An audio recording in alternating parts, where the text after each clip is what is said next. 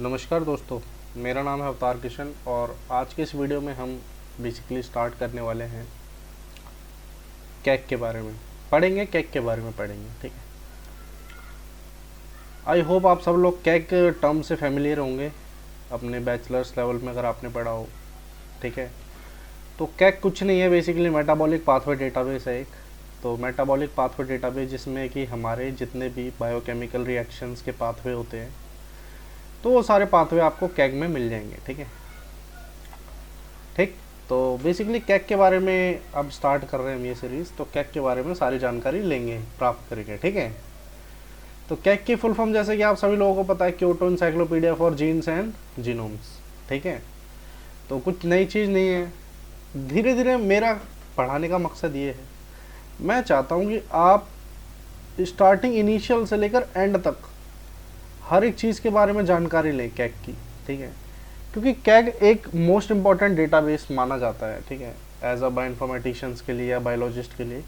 कोई भी अगर रिसर्च कर रहा है, खास करके नेटवर्क के अंदर, जैसे मेटाबॉलिक पाथवे नेटवर्क कर रहा है, स्टडी कर रहा है, जीन्स के नेटवर्क स्टडी करना चाहता है कोई, या प्रोटीन्स के नेटवर्क को स्टडी करना चाहता है, तो उसके लिए कैग मोस्ट इम्पॉर्टेंट डेटाबेस माना जाता है, ठीक है।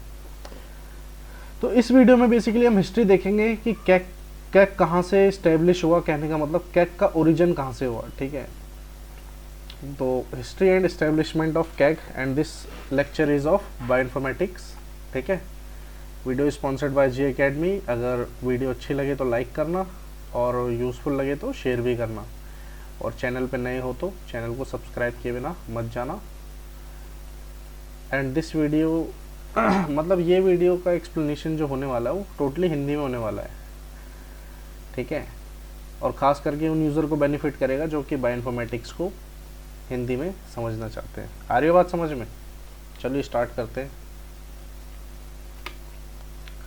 तो जैसा कि लिखा है यहाँ पे हिस्ट्री, मतलब हिस्ट्री के बारे में देखेंगे, कैग का जन्म कहाँ से हुआ। कैग डेटाबेस है ना, KEGG Kyoto encyclopedia for genes and genomes, ठीक है। एक एक चीज़ बताऊँगा उसकी, लेकिन धीरे धीरे चलते चलते सीखेंगे, ठीक है। पूरा कंप्लीट कर दूंगा कैग डेटाबेस। 8-9 नंबर में आता है मेरे ख्याल से, एग्जाम में भी पूछा जाता है, ठीक है। यहाँ पे कुछ टर्म लिखी हुई आई है। अब आप सोच रहे हो ये टर्म है क्या है, बहुत भारी टर्म है। मिनोरू कानिहिसा, जैसे भी आप प्रोनाउंस कर सकते हो अपने हिसाब से। माइनोरू कानिहिसा ये टर्म नहीं है, बेसिकली एक नाम है किसी बंदे का, और ये भी जैपनीज नेम है। कौन सा है? जैपनीज नेम है, ठीक है। इसलिए थोड़ा अजीब सा प्रतीत हो रहा है, दिख रहा है। अब ये बंदा साइंटिस्ट है, इसके नाम के अगर आप स्कॉलर सर्च करोगे गूगल पे या रिव्यू पेपर आर्टिकल सर्च करोगे तो 100 से भी ज़्यादा है। मतलब इसका जो एक तरीके से योगदान है बायोइन्फॉर्मेटिक्स के अंदर वो है, ठीक है। तो इसी के बारे में बेसिकली ये जो कन्हेसा लेबोरेटरी है ना, मतलब कन्हेसा नाम से ही आजकल ये जो कैग को जो सपोर्ट कर रही है, कहने का मतलब कैग को जो मेंटेन कर रखा है वो कन्हीसा लेबोरेटरी ने ही मेंटेन कर रखा है, ठीक है।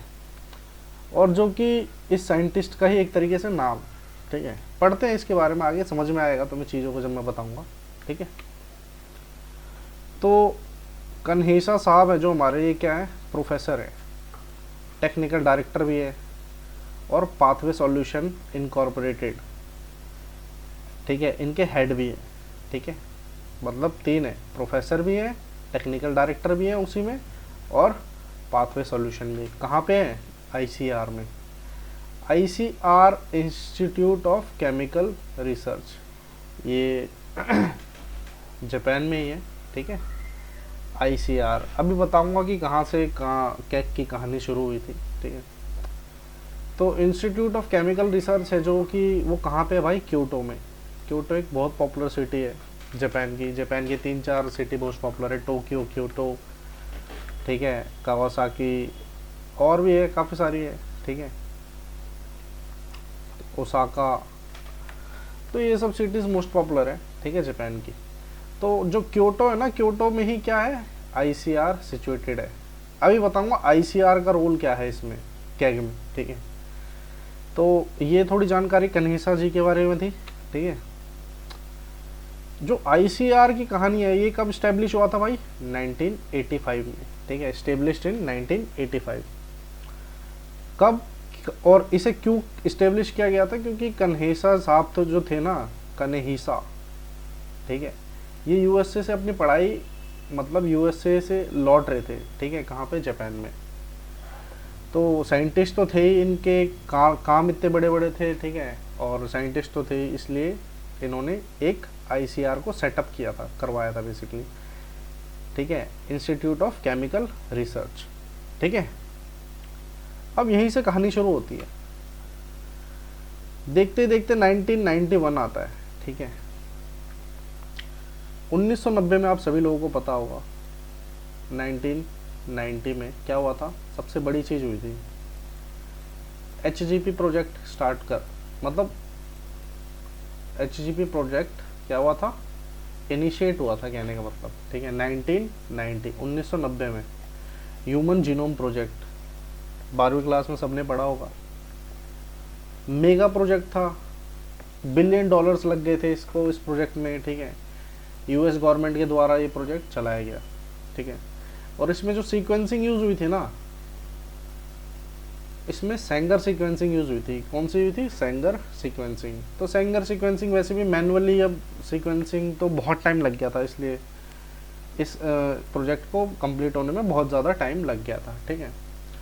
तो हुआ क्या, उसके 1990 में, 1990 के बाद अगले ही साल में जापान ने भी एक अपना ह्यूमन जीनोम प्रोग्राम स्टार्ट कर दिया। ह्यूमन जीनोम प्रोजेक्ट बेसिकली वो प्रोजेक्ट होता है जिसमें हम ह्यूमन के जीनोम को, पूरे जीनोम मतलब ह्यूमन के पूरे डीएनए को स्टडी करते हैं। आ रही है बात समझ में? ह्यूमन के पूरे डीएनए को स्टडी करते हैं, ठीक है। पूरे डीएनए को स्टडी करके उसके अंदर कितनी जीन्स हैं, ठीक है, उनके क्या फंक्शंस हैं, कहाँ से वो जीन क्या क्या कोड करती हैं, कितने प्रोटीन्स बनते हैं, ये सब बेसिकली स्टडी होती है उसमें, ठीक है। तो ह्यूमन जीनोम प्रोजेक्ट में ये सब चीज़ें स्टडी होती है। उसके अगले साल ही 1990 के अगले साल ही 1991 में जापानीज ह्यूमन जीनोम प्रोग्राम भी स्टार्ट हो गया, ठीक है। अब ये स्टार्ट कहाँ पे हुआ था भाई?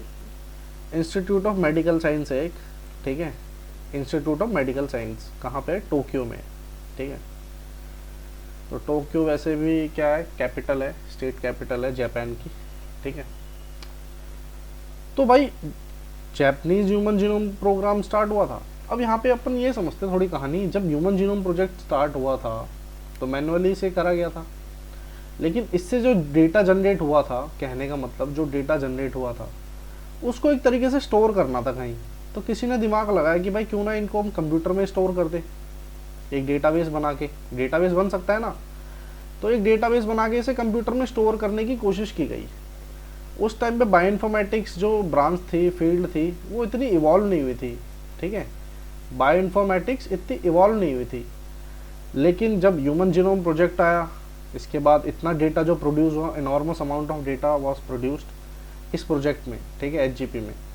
तो उस डेटा को बेसिकली करना क्या था भाई? स्टोर करना था। अब स्टोर करने के लिए क्या? कंप्यूटर का सहारा लिया। अब बेसिकली उस फील्ड को तो बायोइन्फॉर्मेटिक्स ही बोलते हैं। तो वहाँ से थोड़ा बायोइन्फॉर्मेटिक्स को बहुत ज़्यादा सहारा मिल गया, और वहाँ से बायोइन्फॉर्मेटिक्स जो थी बहुत ज़्यादा गेन अप हो गई, ठीक है। आ रही है बात समझ में? तो गेन अप हो गई। इसी तरीके से जो जापानीज ह्यूमन जीनोम प्रोग्राम था, यहाँ से भी डेटा बहुत सारा प्रोड्यूस हुआ होगा, ठीक है, एनॉर्मस अमाउंट में प्रोड्यूस हुआ होगा। तो उसको संभालने के लिए क्या, किसकी ज़रूरत पड़ी भाई? सुपर कंप्यूटर्स की ज़रूरत पड़ी, ठीक है। और बेसिकली ये जो इंस्टीट्यूट ऑफ मेडिकल साइंस है कहाँ पे है? टोक्यो में है, याद रखना ये चीज़, ठीक है। अब 1992 आ जाता है, 1992। आईसीआर मतलब इंस्टीट्यूट ऑफ केमिकल रिसर्च में एक पहला सुपर कंप्यूटर इंस्टॉल कर दिया गया था, ठीक है। पहला सुपर कंप्यूटर इंस्टॉल्ड होने के बाद हुआ क्या? जितनी भी जापानीज ह्यूमन जीनोम प्रोग्राम से जितना भी डेटा प्रोड्यूस हो रहा था, उस सारे को क्या करना था? एक तरीके से स्टोर करना था मेरे भाई, ठीक है। स्टोर करने के बाद कहानी यूँ चली। उसके बाद फिर जापान ने क्या एक सर्विस चालू करी, जीनोम सर्विस वॉज स्टार्टेड, ठीक है, जिसको आजकल genome.jp के नाम से जाना जाता है। genome.jp, जेपी मतलब जापानीज पोर्टल है, ठीक है। तो genome.jp के नाम से आज इसे जाना जाता है। जीनोम सर्विस स्टार्ट हो गई थी, ठीक है। और कब स्टार्ट हुई थी? इतना सारा एनॉर्मस अमाउंट ऑफ डेटा जब प्रोड्यूस हो रहा था, किससे? जापानीज ह्यूमन जीनोम प्रोग्राम से, ठीक है। जीनोम सर्विस स्टार्ट कर दी गई, ठीक है, स्टोर करना, उन डेटा को अपडेट करते रहना, धीरे धीरे ये कहानी चलती गई। अब 1995 आ गया, धीरे धीरे देखते देखते, ठीक है। 1995 आने के बाद अब हुआ ये था कि भाई एनसीबीआई भी इस टाइम पे डेवलप हो चुका था, 1990 में हुआ था एनसीबीआई डेवलप, ठीक है। तो एनसीबीआई हो गया था पहले develop, sorry human genome project तो 1990 में हुआ था, तो उसके बाद भी एनसीबीआई डेवलप हो गया था, लेकिन एनसीबीआई उतना उस टाइम पे एडवांस नहीं था, ठीक है। तो 1995 में कैग का जन्म हुआ, कैग डेटाबेस का बेसिकली बनाया गया। तो उस टाइम पे इसमें कुछ ज़्यादा डेटाबेस नहीं हुआ करते थे, कैग बेसिकली पाथवे डेटाबेस से मोस्ट पॉपुलर है। तो पाथवे को स्टार्टिंग में एक तरीके से उन्होंने पाथवे डेटाबेस बनाया था इसे। पाथवे मतलब जितने भी पाथवे बायोकेमिकल रिएक्शंस होती है बॉडी के अंदर, ठीक है, ह्यूमन बॉडी में, तो जितने भी पाथवेज होते हैं, जनरली बहुत कम पाथवे थे, मेरे को नंबर तो नंबरिंग तो याद नहीं है, बट कैग के अंदर एक तरीके से पाथवे स्टोर किए गए थे। पहले मैनुअली पाथवे बनाए गए थे हाथ से, ठीक है, एक तरीके से मैप के जरिए। मैं आने वाली वीडियोस में आपको दिखा दूंगा वो, ठीक है। तो वहाँ से कैग का जो जन्म हुआ था, कैग डेटाबेस वहाँ से बना था। और कब स्टेब्लिश हुआ था भाई? 95 में, 1995 में, ठीक है। और आज इसको मेंटेन किसने कर रखा है? कानेहिसा लेबोरेटरी ने, ठीक है, जो कि मिनोरू कानेहिसा की है, ठीक है। और कैग जो प्रोजेक्ट स्टार्ट हुआ था ना, तो कैग प्रोजेक्ट एक तो आईसीआर और इंस्टीट्यूट ऑफ मेडिकल साइंस, ठीक है, आईसीआर और इंस्टीट्यूट ऑफ मेडिकल साइंस ने दोनों ने मिलकर क्या करा था भाई? कैग को स्टार्ट किया था, कैग प्रोजेक्ट को। कब? 1995 में, ठीक है। लेकिन जो सबसे बड़ा हाथ रहा था वो किसका था? मिनोरू कानेहिसा, कानेहिसा, जैसे आप पढ़ सकते हो, जिस तरीके से आप प्रोनाउंस कर सकते हो, ठीक है। तो ये थी भाई कैग की कहानी, कैग की हिस्ट्री, कि कैग कहाँ से ओरिजिनेट हुआ था, ठीक है। आ रही बात समझ में? अब आने वाली वीडियोस में मैं बताऊंगा कैग के बारे में डिटेल में, ठीक है। तो आज के लिए इतना ही, ठीक है, मिलते हैं नेक्स्ट वीडियो में।